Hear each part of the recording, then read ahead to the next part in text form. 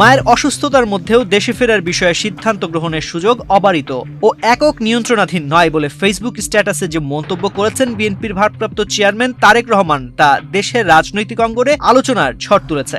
কেন দেশে ফেরার সিদ্ধান্ত নিতে পারছেন না এবং এই সিদ্ধান্ত নেওয়ার নিয়ন্ত্রণ কার হাতে, এই প্রশ্ন উঠেছে। সেই সঙ্গে প্রশ্ন উঠেছে, তাহলে কি নির্বাচনকে কেন্দ্র করে তারেক রহমান দেশে আসছেন না? যদি না আসেন তাহলে কি হবে?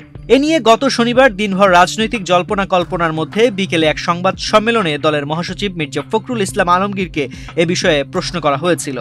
জবাবে তিনি বলেছেন, তারেক রহমানের ফেসবুক স্ট্যাটাসেই সব ব্যাখ্যা রয়েছে, এ বিষয়ে আর কিছু বলার নেই। ওদিকে তারেক রহমানের ফেসবুক স্ট্যাটাসের কয়েক ঘন্টা পর বিকেলে প্রধান উপদেষ্টার প্রেস সচিব শফিকুল আলম ফেসবুকে পোস্ট দিয়ে বলেছেন, এ ব্যাপারে সরকারের তরফ থেকে কোনো বিধিনিষেধ অথবা কোনো ধরনের আপত্তি নেই। যদিও তারেক রহমান অক্টোবরের শুরুতে বিবিসি বাংলাকে দেওয়া সাক্ষাৎকারে দ্রুতই দেশে ফিরে নির্বাচনে অংশ নেওয়ার কথা জানিয়েছিলেন। তার দলের নেতারা বলেছিলেন যে তিনি নভেম্বরেই দেশে ফিরবেন, কিন্তু নভেম্বর শেষ হওয়ার মাত্র একদিন আগে নিজেই জানালেন যে এ বিষয়ে সিদ্ধান্ত নেওয়ার নিয়ন্ত্রণ তার নেই।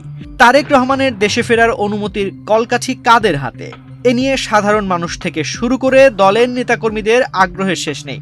যদিও বিএনপির স্থায়ী কমিটির একজন সদস্য শুধু তারেক রহমানের দেশে ফেরা বিষয়ে বলেছেন, দলের বিষয় আছে, পাশাপাশি আরো অনেক বিষয় আছে, সব মিলিয়েই তার দেশে ফিরতে বিলম্ব হচ্ছে। যদিও ত্রয়োদশ সংসদ নির্বাচনের তফসিল হলে পরিস্থিতি যাই হোক, তিনি দেশে ফিরবেন এমন আভাসও দিয়েছেন দলের নেতারা।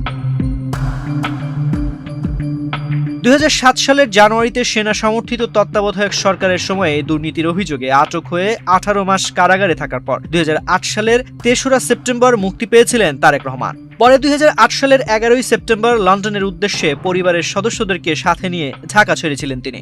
বিএনপির প্রয়াত নেতা মওদুদ আহমদ তার কারাগারে কেমন ছিলাম বইতে লিখেছেন, এমনও হতে পারে তিনি জেনারেলদের সাথে এই সমঝোতা করেছিলেন যে তারেক রহমান আপাতত নিজেকে রাজনীতিতে জড়াবেন না এবং এ মর্মে তারেক রহমান কোনো সম্মতিপত্রে স্বাক্ষরও দিয়ে থাকতে পারেন।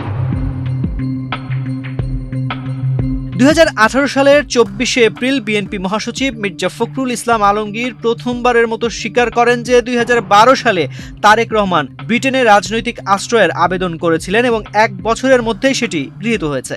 দীর্ঘ সময় ধরে বিএনপি নেতাদের অভিযোগ ছিল যে আওয়ামী লীগ সরকারের মিথ্যা মামলা ও বাধার কারণেই মিস্টার রহমান দেশে ফিরতে পারছেন না। কিন্তু 2024 সালের 5ই আগস্ট শেখ হাসিনা সরকারের পতনের পর 15 মাস পেরিয়ে গেলেও তিনি দেশে ফিরছেন না কেন, এই প্রশ্ন ও কৌতূহল ক্রমশ জোরালো হচ্ছিল। গত রোববার জরুরি ভিত্তিতে খালেদা জিয়াকে হাসপাতালে ভর্তির পরপরই তারেক রহমানের দেশে ফেরার বিষয়টি ব্যাপকভাবে আলোচনায় আসে। সামাজিক মাধ্যমে অনেকেই এ বিষয়ে মায়ের পাশে এসে দাঁড়ানোর জন্য তার প্রতি অনুরোধ জানাতে দেখা গেছে। শুক্রবার বিএনপি মহাসচিব মির্জা ফখরুল ইসলাম আলমগীর জানান যে বৃহস্পতিবার চিকিৎসকরা জানিয়েছেন যে মিসেস জিয়ার অবস্থা সংকটময়। এরপর তারেক রহমানের দেশে ফেরার গুঞ্জন ও আলোচনা আরও জোরদার হয়ে ওঠে। এমন প্রেক্ষাপটে শনিবার সকালে বিএনপির পক্ষ থেকে দেওয়া এক বিবৃতিতে বলা হয়, এমন সংকটকালে মায়ের স্নেহ স্পর্শ পাবার তীব্র আকাঙ্ক্ষা যে কোনো সন্তানের মতো তারও আছে, কিন্তু অন্য আর সকলের মতো সেটা বাস্তবায়নের ক্ষেত্রে তার একক সিদ্ধান্ত গ্রহণের সুযোগ অবারিত ও একক নিয়ন্ত্রণাধীন নয়। স্পর্শকাতর সেই বিষয়ে বিস্তারিত বর্ণনার অবকাশও সীমিত। রাজনৈতিক বাস্তবতার সেই পরিস্থিতি প্রত্যাশিত পর্যায়ে উপনীত হওয়া মাত্রই স্বদেশ প্রত্যাবর্তনে তার সুদীর্ঘ উদ্বিগ্ন প্রতীক্ষার অবসান ঘটবে বলেই তার পরিবার আশাবাদী। এর কিছুক্ষণ পর তারেক রহমান নিজেও তার ভেরিফাইড ফেসবুক পাতায় একই স্ট্যাটাস দেন, যাতে অনেকটাই পরিষ্কার হয়ে ওঠে যে তার দেশে ফেরার সিদ্ধান্তটি পুরোপুরি তার উপর নির্ভর করছে না। একই সাথে তার ও বিএনপির বিবৃতিতেই স্পষ্ট বলা হয় যে এ বিষয়ে বিস্তারিত বলার সুযোগ তার বা দলের নেই। ফলে প্রশ্ন উঠছে যে রহমানের দেশে ফেরার সিদ্ধান্ত নেওয়ার নিয়ন্ত্রণ আসলে কাদের হাতে এবং কি কারণে শেখ হাসিনার সরকারের পতনের 15 মাস পরেও তিনি দেশে ফেরার সিদ্ধান্ত নিতে পারছেন না। শেখ হাসিনার সরকারের পতনের পর 15 মাস পার হয়েছে। এরই মধ্যে আওয়ামী লীগ আমলে এবং তার আগে সেনা সমর্থিত তত্ত্বাবধায়ক সরকারের সময়ে দায়ের হওয়া সব মামলা থেকে আইনি প্রক্রিয়াতেই অব্যাহতি পেয়েছেন তারেক রহমান ও তার স্ত্রী জুবাইদা রহমান। পাশাপাশি নিরাপত্তা নিয়ন্ত্রণের জন্য বিএনপির দিক থেকে 2টি বুলেট প্রুফ গাড়ি কেনা ও অস্ত্রে লাইসেন্সের আবেদনের খবর সংবাদ মাধ্যমে এসেছে। ফলে মামলা ও নিরাপত্তাজনিত কারণে তার দেশে ফিরতে দৃশ্যত কোনো বাধা ছিল না। তবে বিএনপির কিছু সূত্র বলছে তারেক রহমানের ফেরার বিষয়ে প্রভাবশালী কয়েকটি দেশের আপত্তির বিষয়টি কাজ করে থাকতে পারে। তবে কোন দেশ কেন ও কিভাবে তাদের এই আপত্তির কথা জানিয়েছে তা সূত্রগুলো নিশ্চিত করতে পারেননি।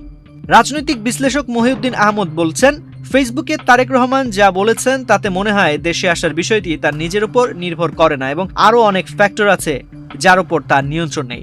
উইকিলিক্সের ফাঁস হওয়া প্রতিবেদনে তারেক রহমানের বিষয়ে যুক্তরাষ্ট্রের আপত্তির বিষয়টি সামনে এসেছিল এবং যে যাই বলুক না কেন, ভারত ও যুক্তরাষ্ট্রের নীতির পরিবর্তন না হলে তারেক রহমান দেশে ফিরবেন কোন ভরসায়?